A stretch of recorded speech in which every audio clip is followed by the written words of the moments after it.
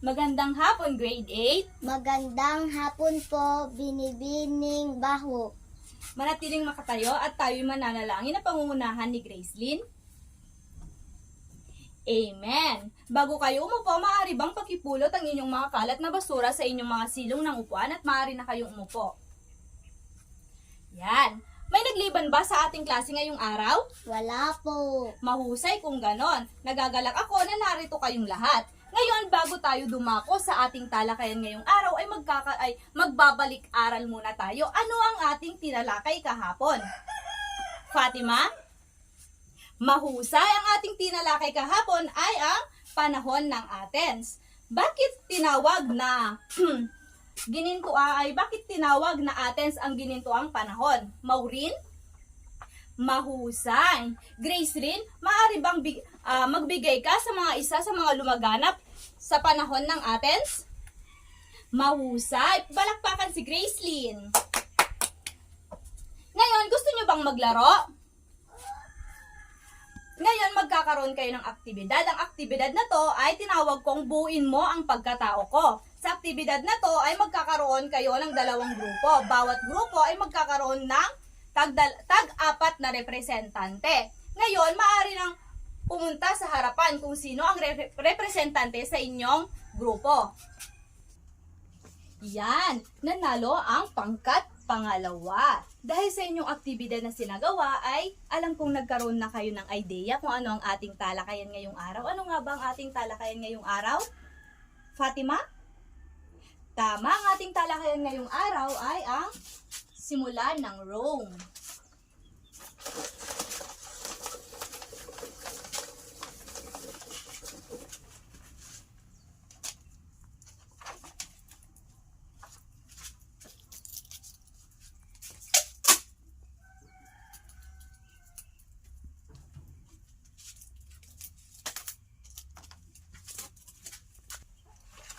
Tingnan.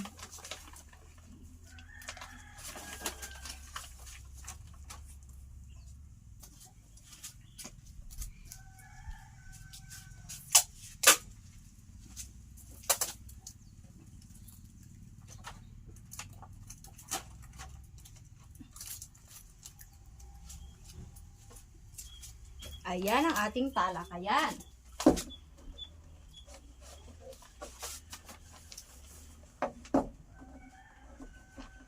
Roseanne, maaari bang pakibasa? Ang Rome ay itinatag sa kalagitnaan ng ikawalong siglo BCE ng mga unang Roman na nagsasalita ng Latin. Tama, ang Roman ay tinatag noong kaligitnaan ng ikawalong siglo BCE sa unang Roman na nagsasalita ng Latin, isang sangay na wikang nabibilang ng Indo-Europeo. Naintindihan? Pangalawa,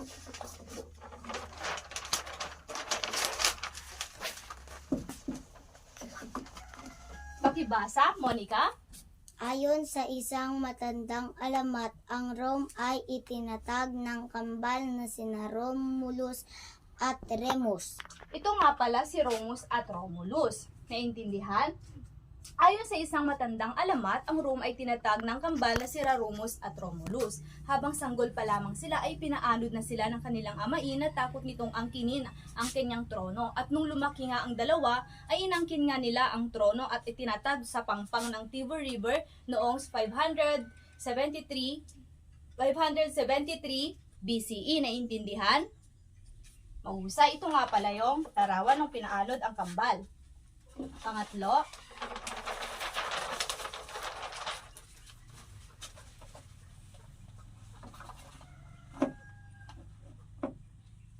pakibasa, FJ. Ang mga Roman ay tinalo ng mga Etruscan, ang kalapit na tribo sa hilaga ng Rome. Sila ay magagaling sa sining, musika at sayaw. Dalubhasa rin sila sa arkitektura, gawaing metal at kalakalan. Maraming salamat. Tinuturuan din ng mga Roman na magpatayo ng mga gusaling may arkong, aqueduct at Tinuturoan din sila na gumamit ng tanso at paggawa ng mga sandata para sa digmaan at pagtatanim ng mga ubas at paggagawa ng alak. Naintindihan? Pang-apat,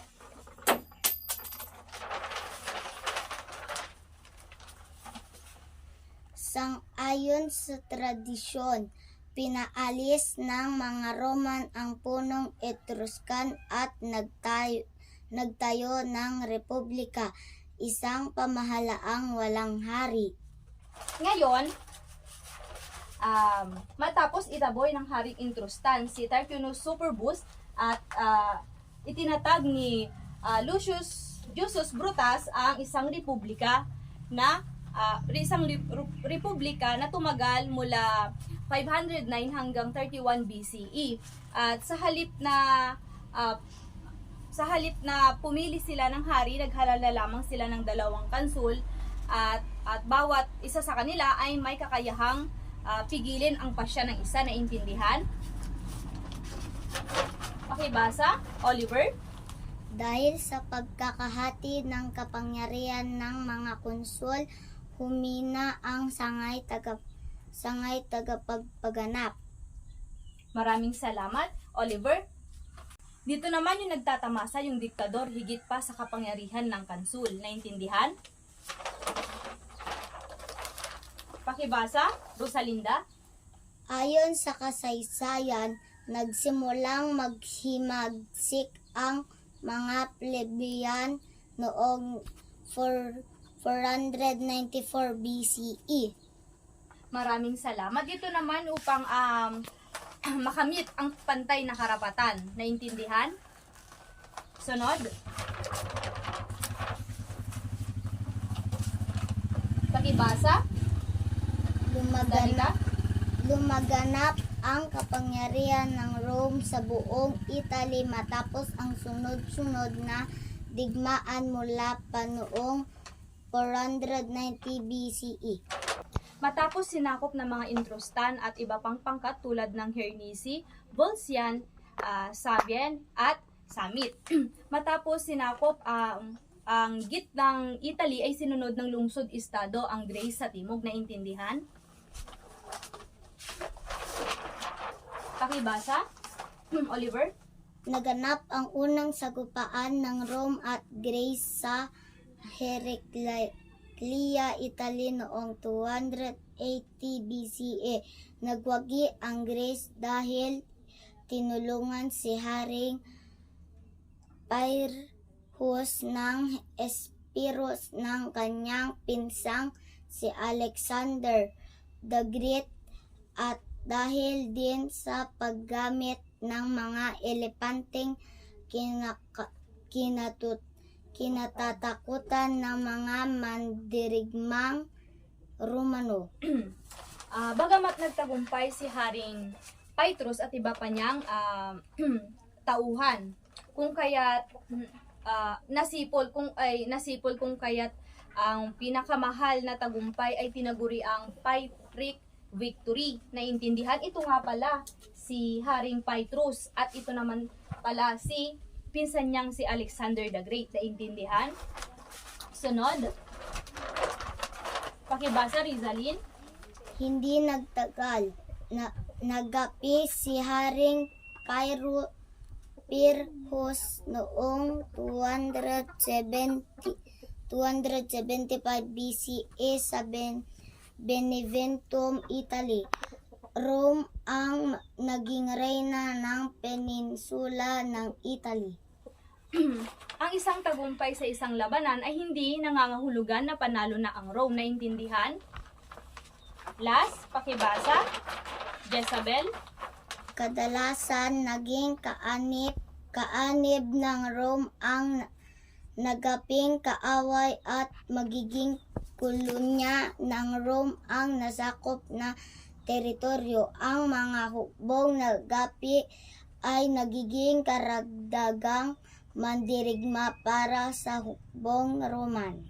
Maraming salamat. Sa ganitong sistema ay kaunti-unting lumaganap ang kapangyarihan ng Rome mula ilog Tiber hanggang sa kabuuan ng Italy. Naintindihan? May katanungan ba sa ating tinalakay ngayong araw? Mahusay, kung wala, ako'y magtatanong. Ngayon, may mga 5 akong katanungan dito. Ako ay babanggit kung sino ang mga sasagot. Magtatawa ko ng pangalan kung sino ang sasagot. Una, Rizalin.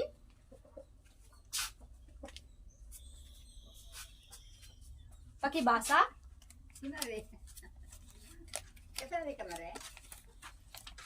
Ano yung tinatag ni Lucius Junius Brutus na tumagal ito mula 509 hanggang 31 BCE? Isang republika. Maraming salamat, Rizalin. Pangalawa, Rosalinda.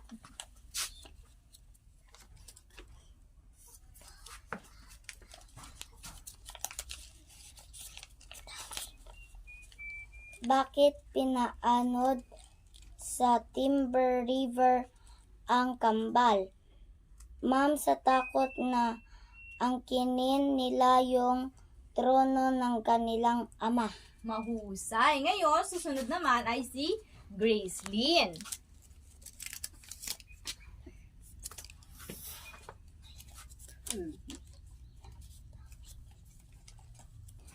Paano nagsimula ang Rome? Ayon sa isang matandang alamat, ang Rome ay itinatag ng kambal na sina Romulus at Remus.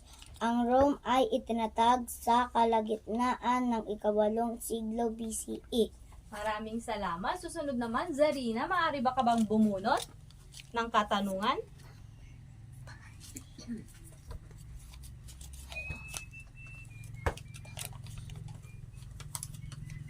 Bilang isang mag-aaral, kailangan pag-aralan ang pinagmulan ng isang lugar. Ma'am, kailangan malaman ang pinagmulan ng isang lugar para mas makilala natin ito at mapahalagahan ang makaraan nito. Kailangan mo rin malaman dahil para maproteksyonan mo ang lugar tong sa kanyang nakaraan at mapakilala mo rin sa iba kung ano ang tungkol sa lugar na ito. Maraming salamat. Ako'y nagagalak dahil may natutunan kayo sa ating tinalakay ngayong araw. Kayo ay maglabas ng papel at kayo ay magkakaroon ng pagtataya.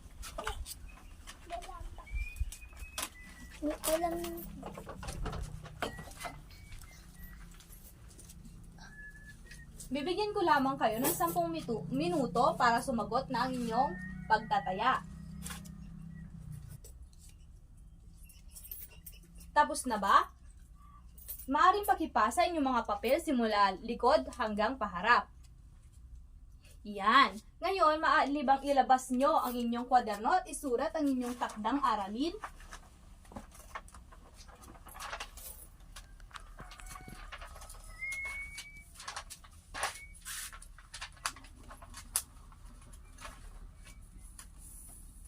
Jomian, maaari bang pakibasa inyong takdang aralin para bukas?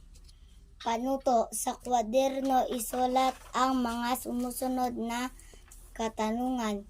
Bilang isang mag-aaral at mamamayan, ano ang kahalagahan na malaman mo ang pinagmulan ng inyong bayan? Maraming salamat.